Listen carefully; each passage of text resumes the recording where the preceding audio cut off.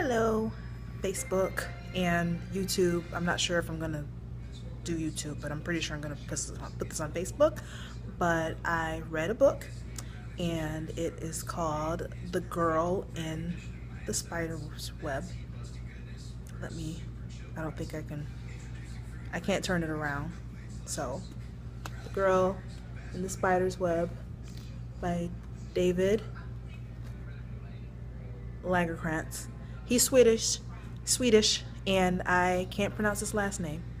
But as you may know, I'm not sure if if those who know me know that I was really big fan of The Girl with the Dragon Tattoo and that whole series, and it's called the Millennium series. And this guy, David Lagercrantz, he continued on the Millennium series, and what drew me to it was because it was one of the main protagonists, Lisbeth Salander. It said a Lisbeth Salander novel, and I was so bummed out when the whole series ended, because I was like, oh my gosh, I want to know more. What's going on? What's gonna happen? And I saw this in Target, 20% off.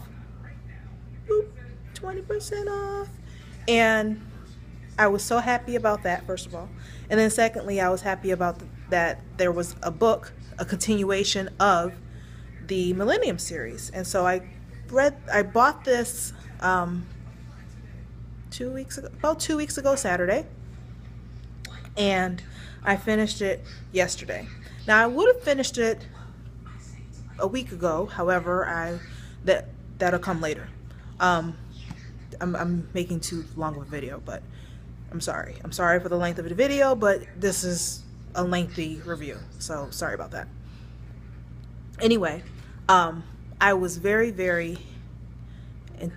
was anticipating a great book. It said that it was on the bestsellers, the #1 national bestseller. I thought it was on the New York Times list or something, and the best review it had was USA Today. I'm not sure if USA Today knows what they're talking about. So, first of all, he was trying to do in the style of Stieg Larsson, the original author. Now, the original author had died of a heart attack after he did the Millennium series, The Girl with the Dragon Tattoo, The Girl Who Played with Fire, and The Girl Who Kicked the Hornet's Nest. Now, the first book, The Girl with the Dragon Tattoo, it took a while, like so much history to get through, and so many names, and so much Swedish names and Swedish companies and things like that.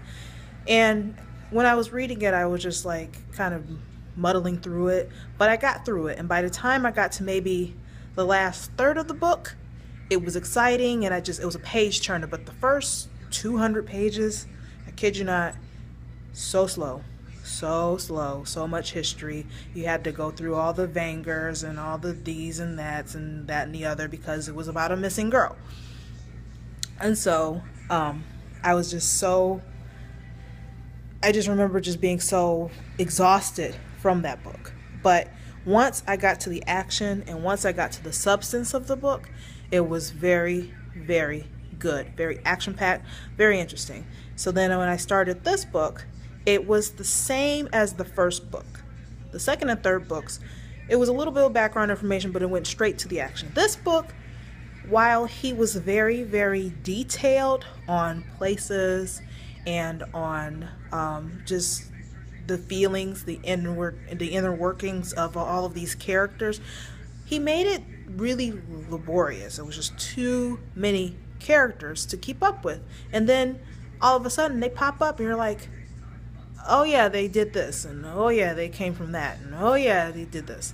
But I don't feel like there was a need for so many characters. So there was that. Then by the time I got to the last 90 pages, 130 pages, it just seemed rushed. He needed more pages, because he just wrapped it up in a bow. Just all hunky-dory. And then third, the last thing that really bugged me was that it reminded me of Mercury Rising. Did anybody watch Mercury Rising? That was so, like, the book reminded me of that movie. That is so unoriginal. Then I looked it up on Wikipedia. They're gonna make a movie out of it. There's already a movie. There's already a movie. So why do the same thing? And side note, I'm tired of all these 90s things coming back, 80s things coming back. Just leave it be. Just leave it in the 80s, leave it in the 90s. Be creative and do your own thing. Do something new. I mean, we're people. We should be able to come up with new things, but I mean, they say that nothing is new under the sun.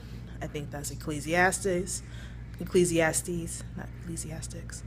And yeah. So, out of 5 stars, I would give this book 3.5 stars out of 5.